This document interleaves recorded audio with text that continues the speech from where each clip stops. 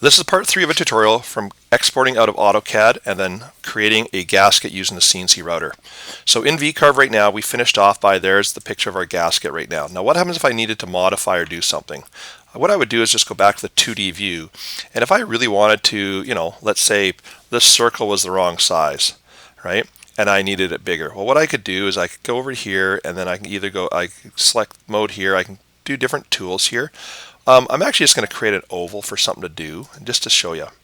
And that's the wrong size, so what I'm going to do is I'm going to make the height of this thing, I don't know, 1.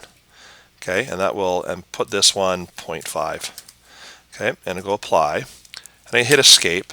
Now, let's say that I wanted this oval, and I just got to move it here, right there. Okay, what happens if I just wanted to create that one? Okay, so if I just go right now, back to the 3D view, and if I go into here and go to my preview toolpaths, okay, and I'm going to reset it all and press play, you're going to see that it's not there. So what you would actually have to do is go back into this and go to the holes, double click, and you can see what's highlighted right now, and I'd have to just click that one. Then I come down here and go recalculate it. Okay, and you can see it's there, and I go preview all toolpaths. Okay, and there we go, and there's the next part. Now that's not what I want, so I'm just going to close out. I'm going to go back into the holes. No, that's a lie. Hit close. I can go back to the 2D. I'm just going to delete this one. Okay, and then I'm going to go back into my holes. Simply hit recalculate. Okay, I'm going to reset them all, and then press play, and you can see that they've all been back to normal. Okay, and I should have previewed all that. So there we go. So now that we're ready to go, we're going to go to save, and we're going to output all visible toolpaths to one file. Now down here, what you have to do is select the toolpaths. Sometimes you don't select them all, you only select a couple at a time. Okay, I'm going to put a USB drive in, and you can hear it go clunk, hopefully, on the machine. And now the post processor here, we have to make sure is right. Now, if your computer's set up right, the only thing that is going to show here is CWI.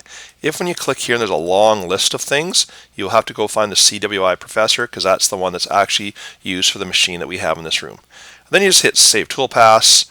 I would come down, find my removable disk, and then I would call this Gasket 2, and maybe my name, so CL.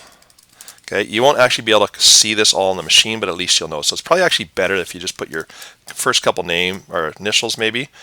So I'm just going to go CLAASS, and I'm going to put gas. Okay, and I'm going to click on save, and then that is it.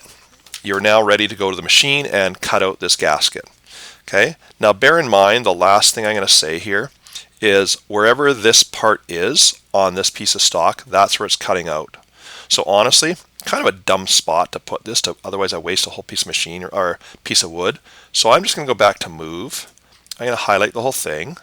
I'm going to move it down to the corner and close to the corner like this.